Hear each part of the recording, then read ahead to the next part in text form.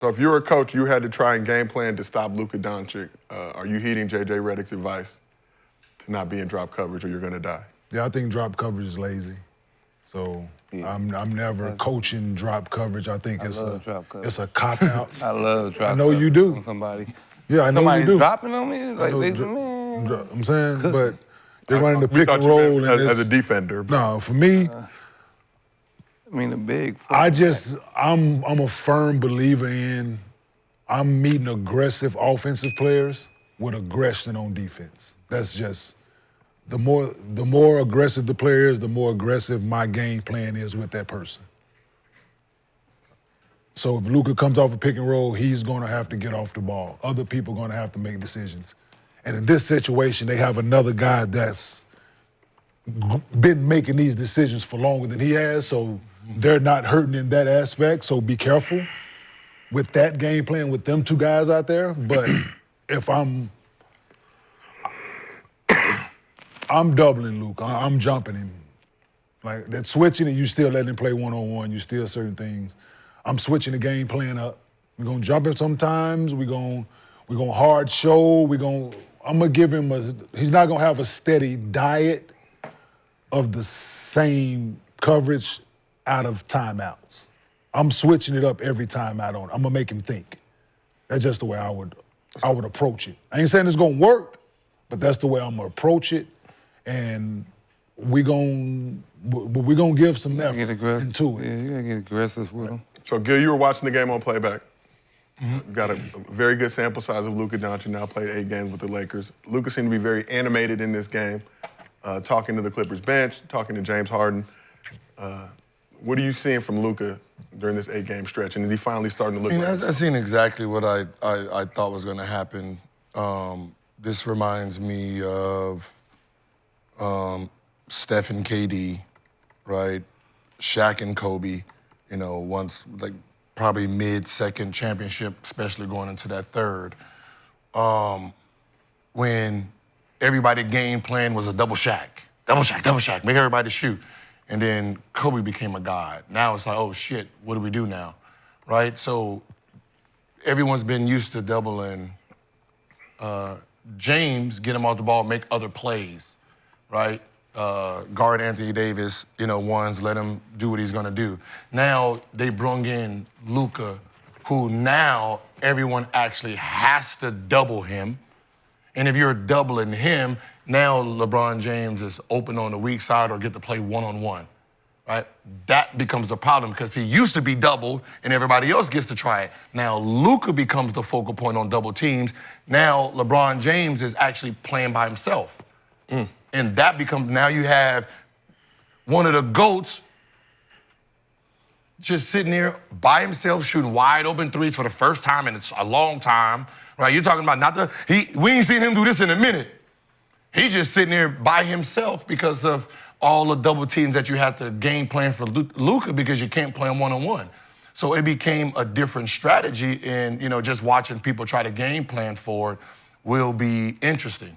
It's like Kyrie and Luka. I mean, Kyrie and Kyrie and Luka. When you're doubling Luka, shit, swing that bitch to Kyrie. Kyrie's fucking you up. Then it's like, oh shit, let me go double him. Now he's fucking. That's what ends up happening here. But you got a much bigger guy. And so with J.J. Redick's thing, not a problem, but he said you put 5 shooters out there, but although when you get to the playoffs, you're going to have to defend somebody along the way. It's just what it is, right? I don't care what nobody say. Whether it's team, whether it's individually, you're going to have to guard somebody in the playoffs. In order to advance, right? You got to guard somebody. So you still have to play some of them non-shooters at times. So when you're going to game plan for the ball to find them, right? That's what we would do. That's what I would try to strategize in it, that make the ball find them. So shall we see you with the gladiator mask? We're going to call you Blacksmith. Thank you. While you wear the mask. Blacksmith. Did y'all watch the game for real? Yeah. Ooh, I did not. You didn't watch the game? No. You watched the game? I did. A little bit. I was in James Harden's suite at the game watching very diligently. Okay, also so snacking. if we all watched the game, right, you would know that the Lakers were up how much? 20 in the third quarter, and they took Luka out. Clippers went on a nice run. Okay. But they actually got that 20-point lead. Okay. So when the Clippers started coming back, did you see the series of events that actually changed the game, not only for the Clippers, but for the Lakers? Clippers got stops. Clippers made plays. Guess who didn't hit shots? Y'all watched the game, right? Mm-hmm. Who didn't hit shots? LeBron? Chris Dunn didn't hit shots. Oh, for the other side. So why did Tyronn Lue leave Chris Dunn to play the point guard and not put Nicholas Batum in and let James Harden run the one? Because he knew if Batum was in the fourth quarter, we would be screaming, "Why the fuck is Batum in?" Same reason we were screaming why the fuck LeBron was on the bench. Who can hit that shot? Who was proven to hit these shots? In the fourth, you just made a run. I'm yelling at the screen. Why are you not making the sub? Why have you not? He missed 2 in a row. This is during the comeback. They lost by 6. They could have cut it to 3. They were down 5. He missed 3 straight. He kept getting it. He was the only one open, right? I can't depend on Batum to make that shot. But I should be dependent. Look, I should be dependent on James Harden, though, right? James gave me 13 points. He wasn't playing. I should be that much, depending on James because you know who did show up? Kawhi.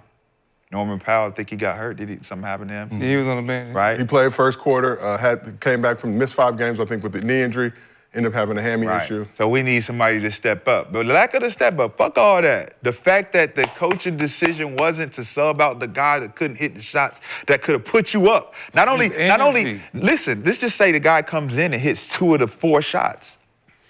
It gives you a better chance to get close to that. That layup he missed, that's great defense, right? They finally playing some defense. Like, if you get that bucket. He got the steal. But he's playing on the defensive side. He's the good side of the defense. That's the Terrence Mann side, right? But you got to play offense because you down. So who you putting in? Batum. Did he play yesterday a little bit? Batum He played a little bit.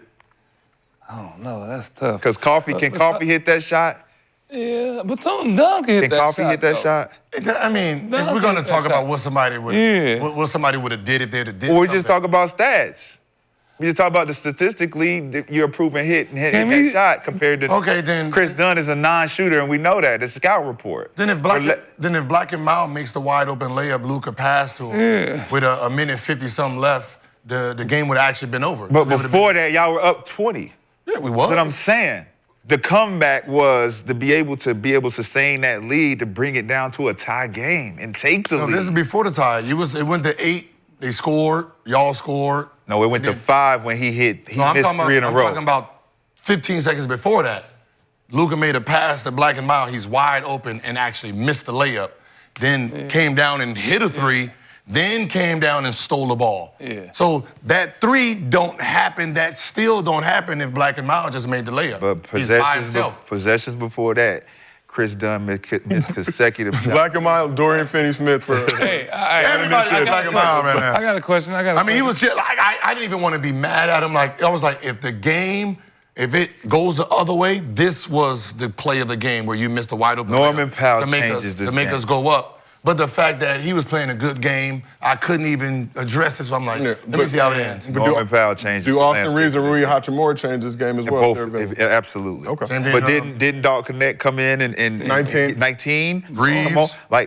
Like you got access to a good game we're talking about, right? If you make the right coaching decision down the stretch. So the Lakers stay at number 2. Can LeBron win MVP? So that brings me to my next question, Nick. Thank you so much. So, I think he's top 3 right now in the MVP. So during the game last night, good folks at Spectrum Sports ran a graphic comparing LeBron's numbers since turning 40 to his 2013 MVP season. Let's take a look I'm at just saying, the side-by-side two. comparison.